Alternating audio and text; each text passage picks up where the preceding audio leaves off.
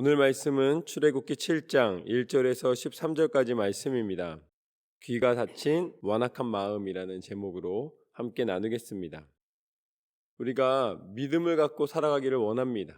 그래서 믿음의 근원이 무엇이고 또 믿음을 우리가 소유할 수 있는 방법은 무엇인가, 믿음에 대한 갈급함이 굉장히 많아집니다. 그래서 제가 기도 부탁받았던 것 중에 제일 많았던 것이 제가 믿음을 좀 가질 수 있도록 기도해 주십시오라는 부탁을 제가 굉장히 많이 받았습니다. 왜 우리는 믿음을 갖기를 원하고 또 그 믿음이 잘 내 안에 들어왔다고 확신하기가 힘든가, 그 부분에 대해서 오늘 말씀 가운데 하나님이 우리에게 말씀해 주시는 부분을 함께 나누겠습니다. 1절 말씀부터 보면 여호와께서 모세에게 이르시되 볼지어다 내가 너를 바로에게 신같이 되게 하였은즉 내 형 아론은 내 예언자가 되리니 내가 내게 명령한 바를 너는 내 형 아론에게 말하고 그는 바로에게 말하여 그에게 이스라엘 자손을 그 땅에서 내보내게 할지니라. 하나님께서 모세에게 이렇게 말씀하십니다. 볼지어다, 봐라, 들어라, 이 소리예요. 내가 너를 바로에게 신같이 되게 하였은즉 이라고 말씀하고 계십니다. 신같이 되게 한다라는 것은 너에게 특별한 능력을 하나님이 이 시간 부어주신다는 거예요. 그런데 그것은 너의 능력이 아니라 누구의 능력입니까? 신의 능력이 아니라 신 같은 능력이라는 것은 하나님을 힘입어 행하게 된다라는 소리입니다. 그래서 하나님의 뜻을 너를 통해 나타낼 것이다 라고 말씀해 주시는 것이죠. 그래서 내가 그렇게 갈 수 있는 이유는 너를 통하여서 이스라엘 자손을 구원하기 위한, 이스라엘 자손을 애굽에서 건지기 위한 통로로 쓰임받게 될 것이다 라고 말씀을 하십니다. 그렇지만 하나님은 무엇을 알고 계시냐면 3절 말씀에 보면 내가 바로의 마음을 완악하게 하고 내 표징과 내 이적을 애굽 땅에서 많이 행할 것이나. 바로의 마음은 어떻게 하신다는 거예요?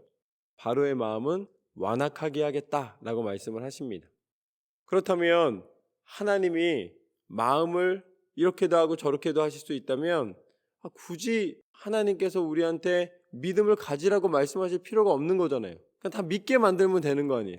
완악하게도 하시는데 사랑하게 왜 못하시며 그냥 모든 거를 다 믿음으로 바꿔버리시면 되는 거잖아요. 전능자 하나님이신데 오늘 또 바로의 마음도 이렇게 바꾸시는데 어찌하여서 이 세상 가운데 사람들이 이렇게 갈등하며 살아가도록 내버려 두신다는 말인가? 아마 그렇게 생각하면 하나님에 대해서 화가 날 수밖에 없습니다. 왜냐하면 하나님이 우리를 그렇게 만드시는 걸로 판단할 수밖에 없기 때문이죠.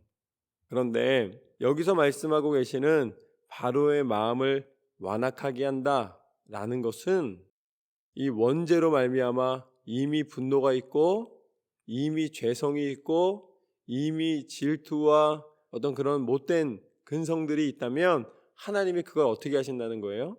그것을 내버려 두신다 이 소리입니다. 완악하게 하였다, 이것은 하나님이 능동적으로 바로의 마음을 바꾸셨다 이 말이 아니라 하나님이 바로를 내버려 두셨다 이 소리예요. 바로가 얼마나 교만하겠습니까? 가장 최강의 국가에서 최강의 자리에 앉아 있는 거예요. 그러니 무엇이 무섭고 무엇을 따를 이유가 있겠습니까? 만약에 바로가 거기에서 하나님을 경외하는 마음이 있고 하나님 앞에 무릎을 꿇었다면 그것은 믿음이고 그것은 겸손이고 그것은 하나님의 뜻을 분별하는 지혜가 될 수가 있습니다. 그러나 바로는 자신보다 높은 사람이 없었습니다. 그것을 깨닫지 못하는 거예요. 그런데 하나님이 아무리 알려주려 하셔도 바로의 마음이 변하지 않는다는 것을 말씀하고 계시는 것입니다.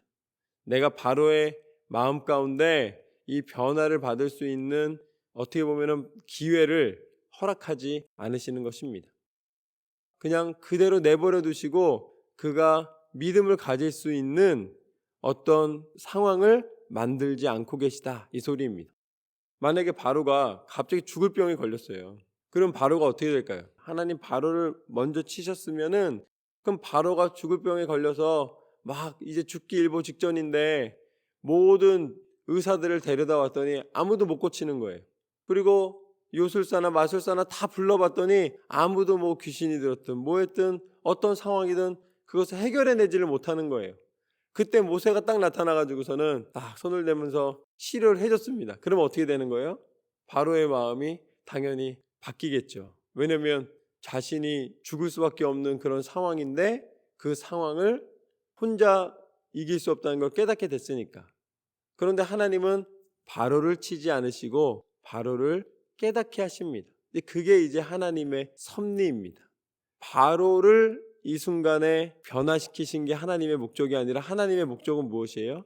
하나님의 백성이 나오는 게 목적이에요. 그런데 만약에 이스라엘 백성이 출애굽을 했습니다. 그런데 그 출애굽만 했어요. 너무 편안하게 그냥 나왔어요.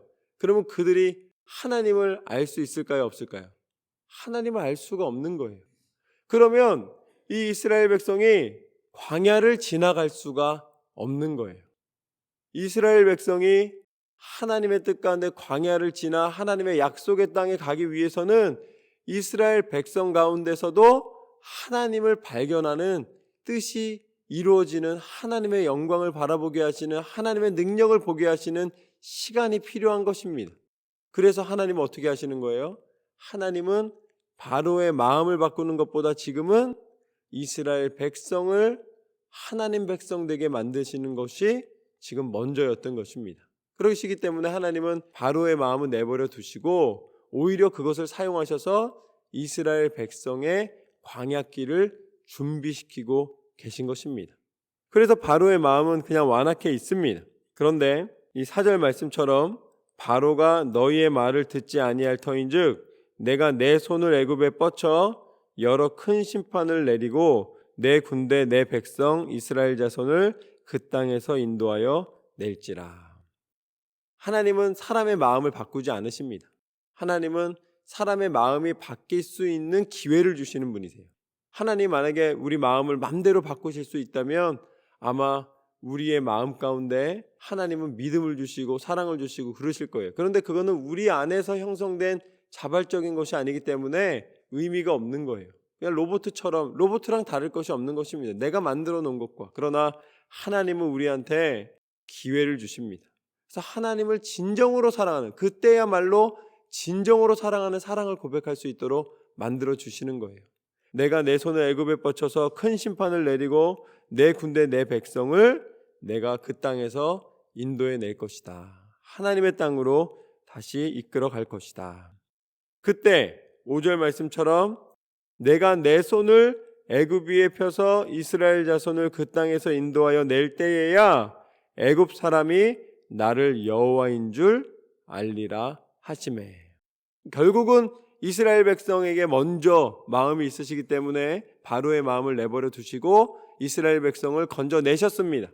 그런데 이스라엘 백성을 건져내시고 나니까 어떻게 된다는 거예요? 결국 애굽 사람들도 내가 여호와인 줄을 알게 되리라. 하나님의 섭리입니다. 하나님의 애굽 사람들은 버려두고 애굽 사람들에겐 기회도 안 주고 그냥 멸망하도록 내버려 두고 이게 아니에요. 하나님은 이스라엘 백성을 인도하여 내시는, 훈련시켜서 끌어내시고 그 사건으로 말미암아 애굽 역시 하나님을 인정할 수 있는 기회를 허락해 주시는 것입니다. 하나님은 당신이 만드신 모든 사람들을 사랑하시고 인도하시기 때문입니다. 그때 모세와 아론이 여호와께서 자기들을 명령하신 대로 행하였더라. 그들이 바로에게 말할 때에 모세는 80세였고 아론은 83세였더라. 여호와께서 모세와 아론에게 말씀하여 이르시되 바로가 너희에게 이르기를 너희는 이적을 보이라 하거든 너는 아론에게 말하기를 너희의 지팡이를 들어서 바로 앞에 던지라 하라. 그것이 뱀이 되리라. 모세와 아론이 바로에게 가서 여호와께서 명령하신 대로 행하여 아론이 바로와 그의 신하 앞에 지팡이를 던지니 뱀이 된지라. 이제 이것이 바로 오늘 말씀 가운데 시작 부분에 제시하였던 믿음에 대한 부분입니다. 오늘 하나님이 모세와 아론에게 명령을 하셨어요. 그건 뭐냐면 가서 바로에게 얘기할 때 아마 바로가 듣지도 않을 것이고 또 아마 너희는 두려움이 임할 것이고 그 상황이 그렇게 쉽지 않을 것이다. 그때 어떻게 하라고 그러십니까? 아론의 지팡이를 던져라 라고 말씀하십니다. 그러면 그것이 뱀이 될 것이다. 그런데 정말로 가서 지팡이를 던졌더니 이 지팡이가 뱀이 되는 그런 놀라운 일이 벌어지게 됩니다. 그런데 바로의 마음이 완악한 이유가 바로 여기서 드러납니다.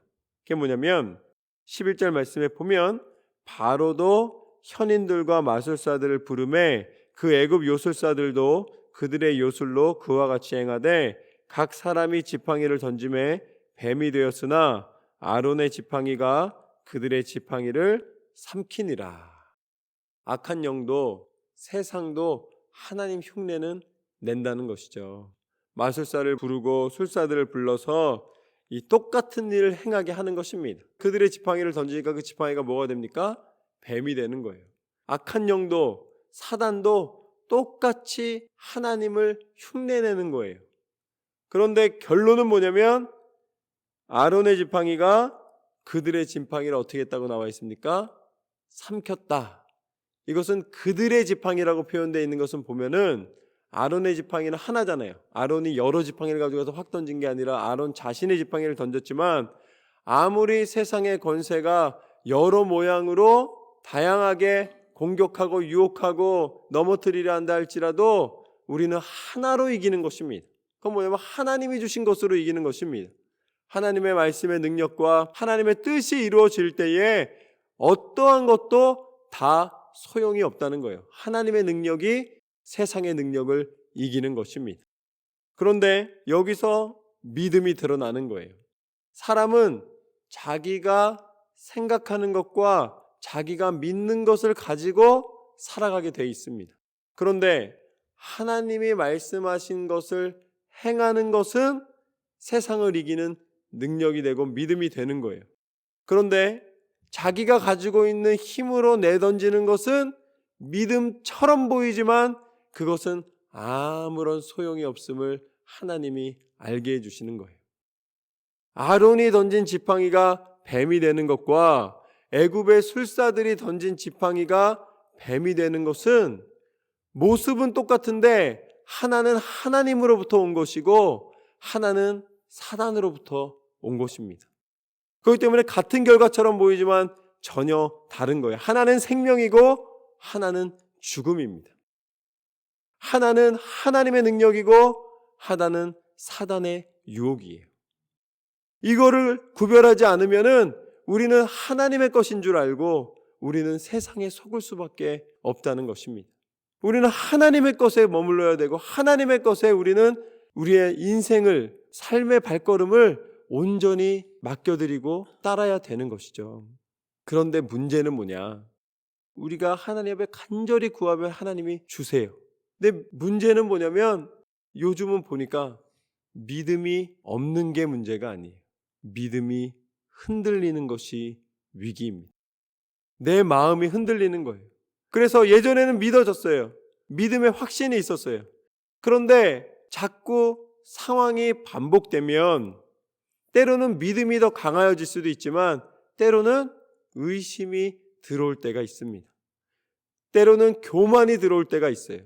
그래서 내가 갖고 있는 분명한 믿음이 흔들리는 거예요. 하나님이 주신 믿음이 있는데 그 믿음이 흔들리게 되면 그것을 오히려 내 교만의 도구로 사용하거나 아니면은 그 믿음이 온전한 방향이 아니라 흔들리는 믿음이 되는 것이죠. 그렇게 되면 그것이 이단이 되고 그것이 불신앙이 되고 그것이 하나님을 배반하는 것이 되고 오히려 이전만 못하게 되는 것입니다. 하나님 앞에 마지막 순간까지 하나님이 행하시는 일에 대하여서 온전한 믿음의 발걸음으로 나가야 될 줄로 믿습니다. 왜냐하면 오늘 말씀 가운데 보면 13절 말씀에 보면 그러나 바로의 마음이 완악하여 그들의 말을 듣지 아니하니 여호와의 말씀과 같았더라. 우리는 그냥 성경 말씀에 나온 사건을 이미 알고 있기 때문에 쭉 읽고 있지만 바로의 인생의 가장 큰 위기는 언제냐면 바로 이 순간입니다. 자신이 보낸 술사들이 별 다를 거 없다고 생각하는 것. 비록 아론의 지팡이에 먹히기는 먹혔지만 네가 만든 뱀이나 부리는 사람들을 통해 만든 뱀이나 다를 바가 없다. 나는 하나님이 주신 믿음의 기회를 저버리고 자신이 가지고 있는 확신과 자신이 갖고 있는 어떤 교만과 자랑의 모습으로 앞으로 나아갈 때에 결국은 그것이 가장 큰 위기가 되는 것을 보게 되는 것이죠. 이것이 바로 어디까지 연결되냐면 예수님이 오셨을 때의 대제사장의 그룹과 동일한 모습을 보게 되는 것입니다. 대제사장들이 예수님이 하나님의 아들임을 알고 있었어요.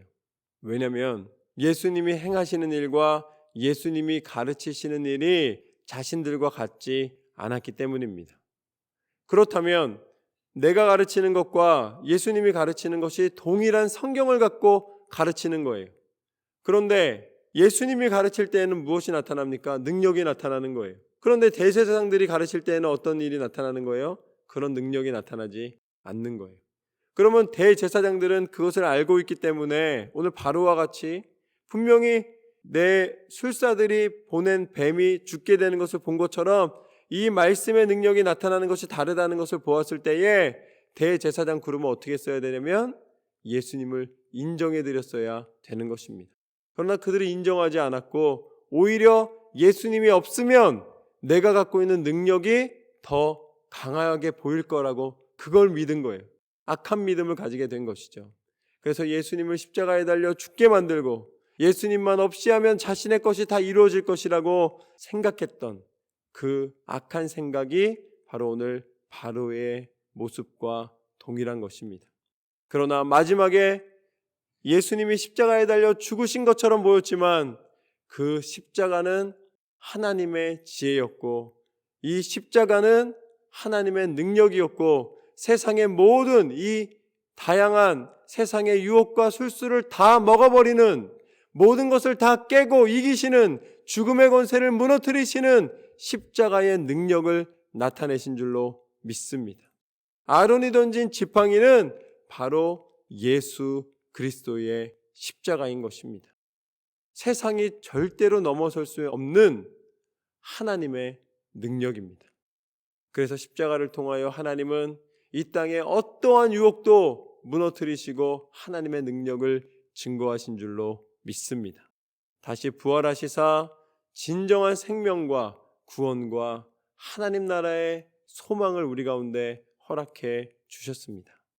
오늘 이 말씀처럼 하나님은 날마다 우리 인생이 예수 그리스도의 십자가 안에서 승리하기를 원하시고 그 뜻을 쫓아 하나님의 능력 가운데 살아가기를 기뻐하시는 줄로 믿습니다. 그렇게 믿음으로 승리하시는 저와 여러분의 삶이 되시기를 주님의 이름으로 축원합니다.